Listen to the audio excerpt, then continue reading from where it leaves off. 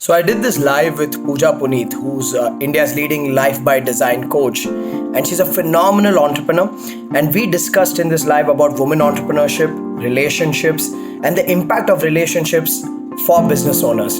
So make sure you check out the live and let me know what you think about it in the comments below.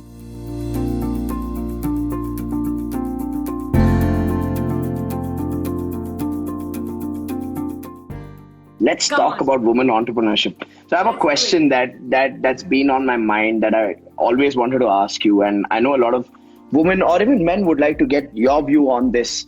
Okay, do you think women have to work harder and struggle more to kind of survive in this competitive world in business? What's your view on that? To make a place for themselves, do you think women have to work harder than men? I would believe so, only because this is not our primary role according to society. So I feel like we are not taken seriously enough. So we have to prove the seriousness of the whole situation. That, you know what, it's not a hobby, it's not a part-time, it's not because I want to keep myself busy. I seriously want to be in business. So I remember in the beginning when I started out, one of the things I wanted to always appear was professional. And I think that was just me trying really hard to not allow other people to perceive me as this, she's got it all and she's pretending to. And that's, I think, so I do think and I believe that for women, it is definitely harder than the men. More for this reason in this regard. Men have it hard too, but it's a totally different equation. It's a different hard. It's a different It's hard. not the same hard It's not the as same women, hard. but it's a different hard. I mean, women do also have the luxury of taking their own time to become successful, because for most women, they are not the breadwinners. So we get the chance to choose our profession rather than it has to be our father's profession. We get a chance to, learn about it. So I feel like we also have a lot of advantages. But of course, because you asked in the context of how hard it is in terms of business, definitely that shows up.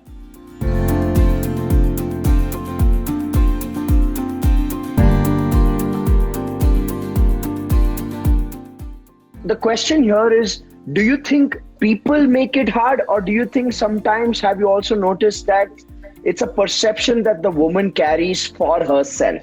Have you noticed that sometimes? Because, I remember this one conversation.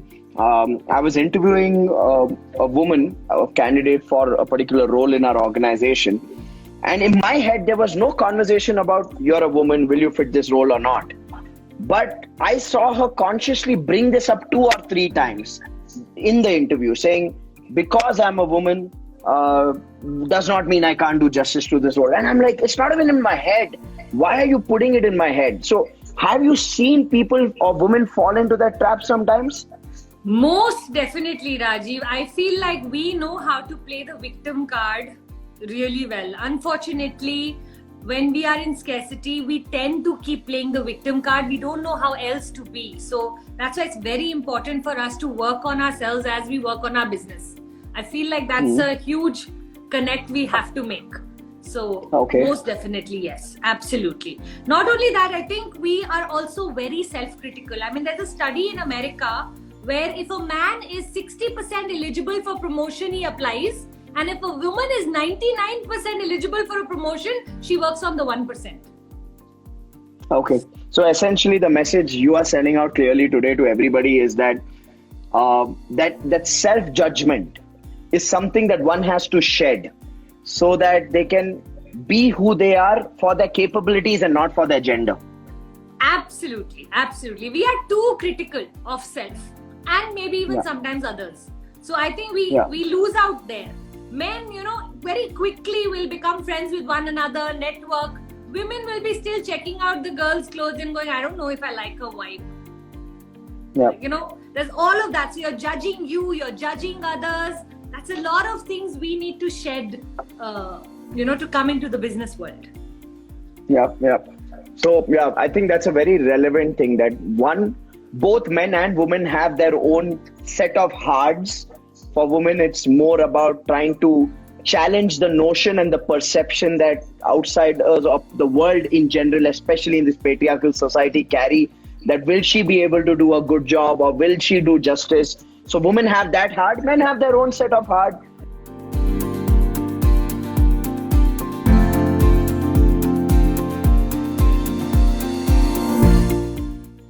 why don't you enlighten us all on what is the set of hard men have, and also the fact that, we always speak about women balancing family and work.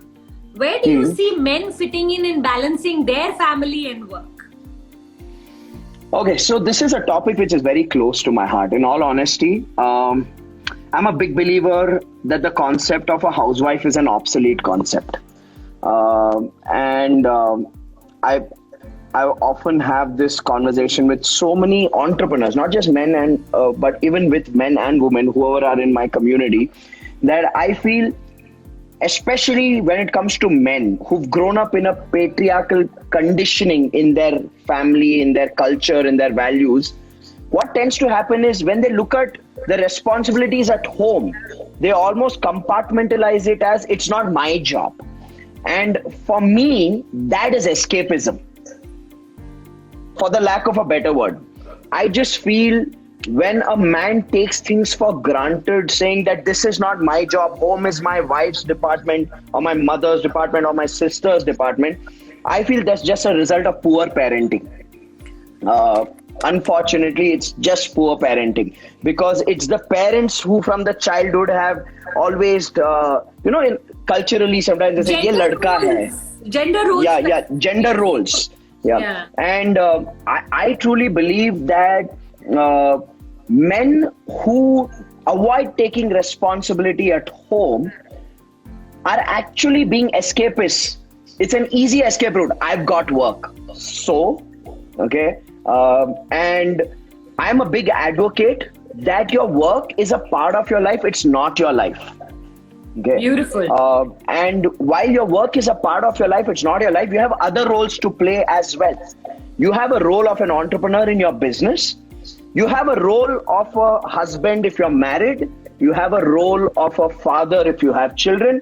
You have a role of a son if you have parents. So if you're not honoring those roles and you're just lifting your hand saying, but I'm too busy with work.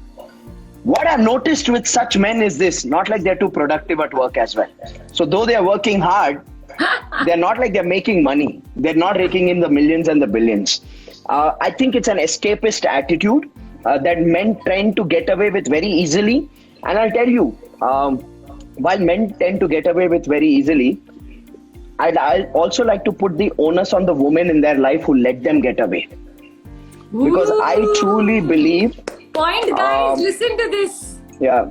The woman, when the woman lets the man get away, the man, it's like, for the lack of a better analogy, if you're walking your dog in the park, the longer the leash, the longer the dog will go further. Right? I'm not saying men are dogs, okay? But all I'm saying is this, that I think in every relationship, you need to have a boundary. You need to have roles. You need to have mutual respect, mutual care, mutual contribution, mutual love, mutual expression. And I think that's the foundation of a powerful relationship and a powerful human.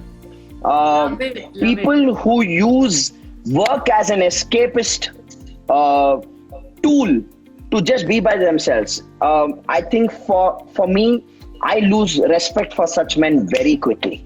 I think so very beautifully put that, it's a lack of better parenting. Yeah. So I love that, because I even believe that we shouldn't shame them, we should train them.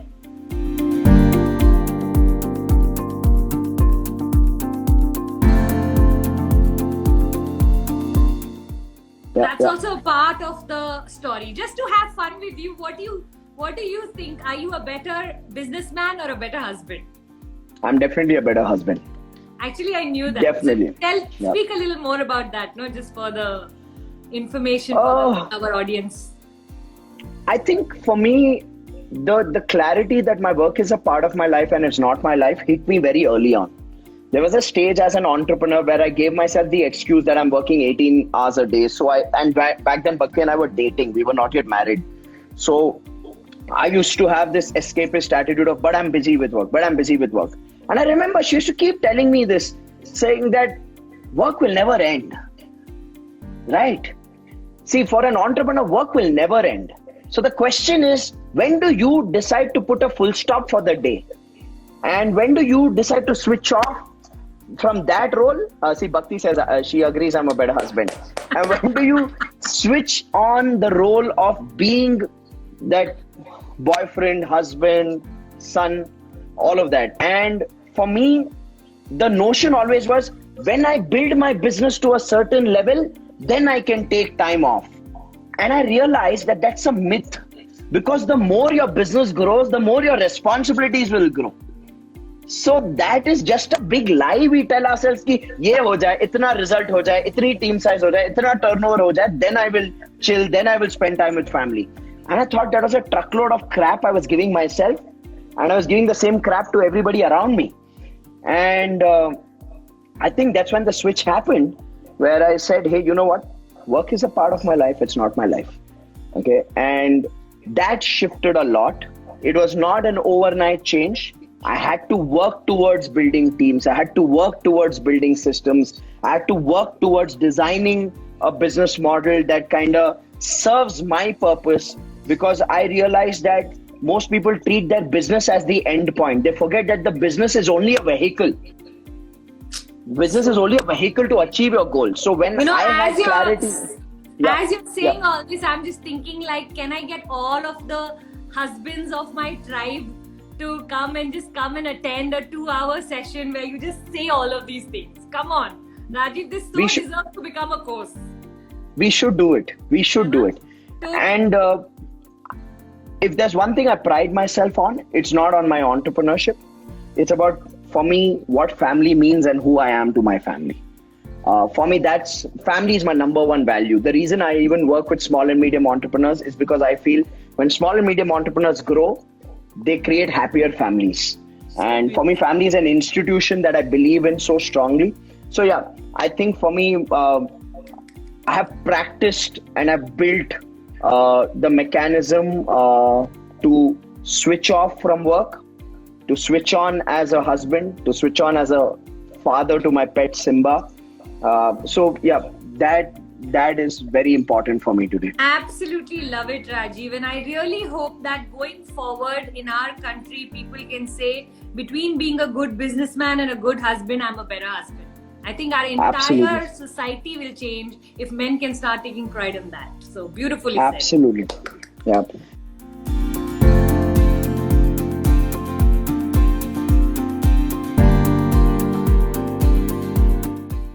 One more, I have a question for you, Puja. While we were talking about men having a responsibility beyond work, I had a question to you about women are like, I don't know what it is about women, but you are like born multitaskers. And especially female entrepreneurs, they have a lot more responsibility overall. Again, because of the structure and notion of society, they have a lot more responsibilities. So how do you think, as a woman, you've been able to decode this prioritization and balancing act and between business as well as work, not just from a time point of view, but even from an emotional point of view? Because one of the things that I've noticed is this, when we coach a lot of women entrepreneurs, there's something called as happiness guilt in them. You know what is I don't know. I've noticed this when they are focused on their business and they're doing well in their business. There's a sabotage that kicks in where they become guilty about being happy with their work. And they're like, oh my God, I'm ignoring my family. Oh my God, I'm ignoring my child. So how, for you, what works in terms of balancing your priorities from a time as well as from an emotional point of view? How do you think women can do that better? See, one of the things that I've done in my own life, and therefore I teach it a lot, is I always say you have to run your own race. Like pretty much the entire last 10 years, I've said that, you know what, I'm a tortoise. Just accepting the fact that I'm a tortoise and I will do it at my own speed calms me down. You know, otherwise I do feel like a lot of women get into the comparison of seeing others and then wanting to run the race. And when they are, so beautifully said, I don't know about the happiness guilt, but mommy guilt for sure kicks in. So, you know, so the minute they go and start doing well there's no doubt about it that they start to wonder, who are we not prioritizing? and then they bring in that guilt, and then they sabotage themselves. My advice always has been around this, that you know what, don't try to play this game like equal hours in balance. 2 hours at work, 2 hours with child, 2 hours with husband, doesn't work. You have to play it like an orchestra. It has to have harmony with different instruments playing at different times and for different lengths. So, and at the end of every month, like on the first of every month, I ask myself, who all am I guilty towards? And I make sure at least that month I'm not guilty towards that person. Then I get overdosed with that person because I would have given too much because they were on my priority list. And then next month I go to something else. And it helps me keep my harmony, because I stop looking for balance, because really balance doesn't exist, especially when you're obsessed with what you do. And I know one thing common between us is that we love what we do. So, you know, there's generally a tendency to bend towards continuously going on serving. So just keep reminding ourselves that, you know, family comes first. And for both of us, our spouse comes first no matter what. I don't think we have any confusion in deciding which one are we going to prioritize. So for me, if I actually not spend time with Puneet, or I start to feel that relationship is not 100, I'm not 100 at work. So I know for me to be 100 at work, I have to have that as 100. So I think that pretty much awesome. Is up. So while you were sharing, you gave the analogy of the orchestras. For some strange reason, I also saw a pendulum. Like you said, sometimes the balance shifts one way and then you swing the other and then you keep swinging. And I think it's more the guilt of trying to get everything so perfect that kills people and slows them down, more than allowing themselves to swing like a pendulum or allowing different instruments to play in the orchestra. Yeah, I always say guilt has to be used as feedback. It's telling you that something needs your attention, not put you in a place of regret. A lot of us are moving guilt into, oh my God, I did not. No, it's, oh my God, I need to. Awesome. Nice. I love that. I did not versus I need to.